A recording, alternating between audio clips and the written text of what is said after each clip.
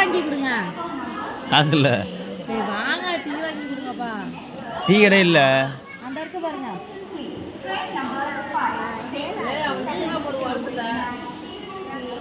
வாங்க.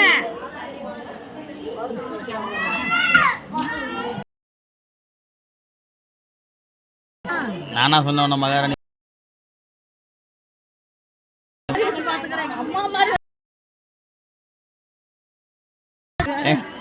எங்க அம்மா மாதிரி தானே பார்த்துக்கிறேன்னா எங்க அம்மாவுக்கு அதுவும் செய்ய மாட்டாங்க.